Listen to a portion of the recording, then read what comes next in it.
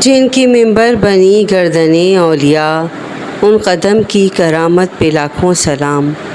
حضور غوث پاک رحمۃ اللہ علیہ کے وصال کے طویل عرصے کے بعد ہندوستان میں رونما ہونے والا ایک ایمان افروز واقعہ سنیے اور جھوم جائیے۔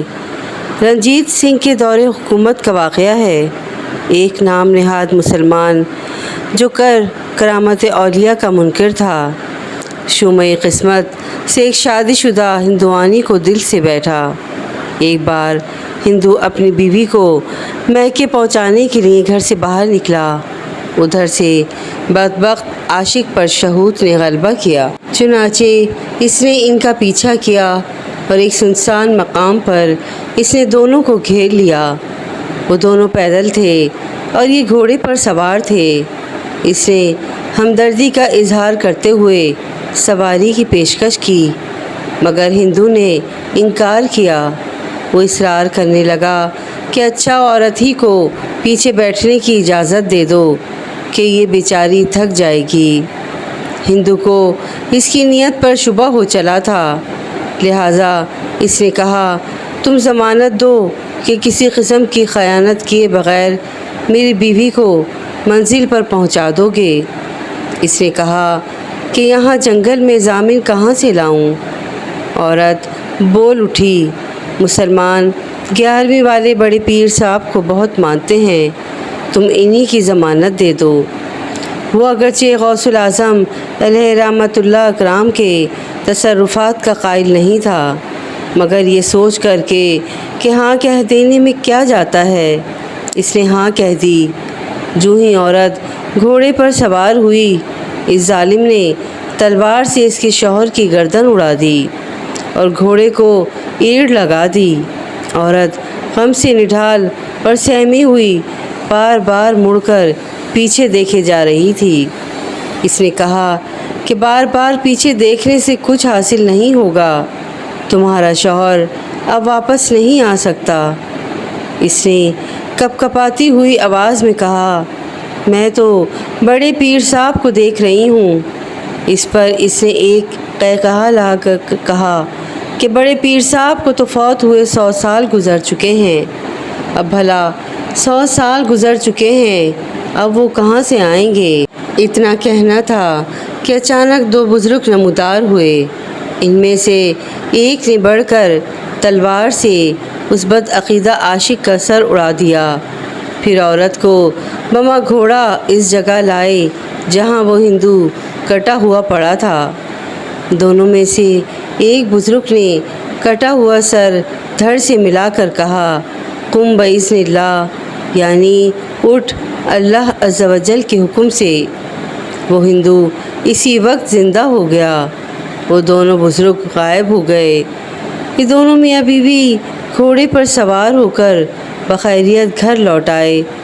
مقتول کے وارثوں نے گھوڑا پہچان کر رنجیت سنگھ کی کورٹ میں دونوں میاں بیوی پر کیس کر دیا کہ ہمارا آدمی غائب ہے اور گھوڑا ان کے پاس ہے، شاید ان لوگوں نے ہمارے آدمی کو قتل کر دیا ہے۔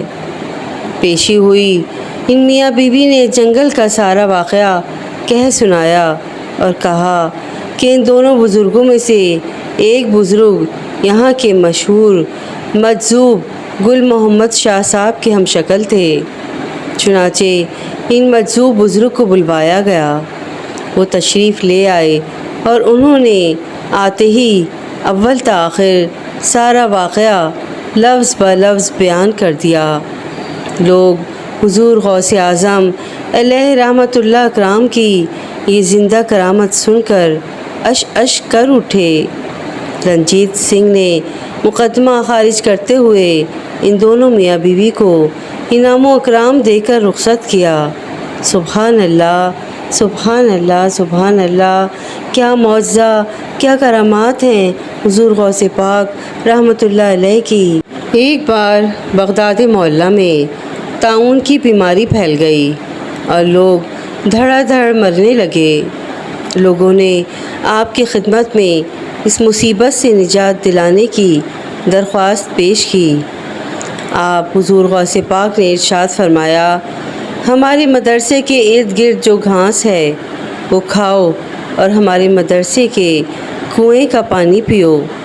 جو ایسا کرے گا انشاءاللہ عز و جل ہر مرض سے شفا پائے گا۔ چنانچہ گھاس اور کنویں کے پانی سے شفا ملنی شروع ہو گئی، یہاں تک کہ بغداد شریف سے طاعون ایسا بھاگا کہ پھر کبھی لوٹ کر نہ آیا۔ سبحان اللہ، سبحان اللہ، سبحان اللہ۔ حضور غوث پاک رحمۃ اللہ علیہ کا ایک اور ارشاد ہے کہ جس مسلمان کا میرے مدرسے سے گزر ہوا، قیامت کے روز اس کے عذاب میں تخفیف ہوگی۔ سبحان اللہ۔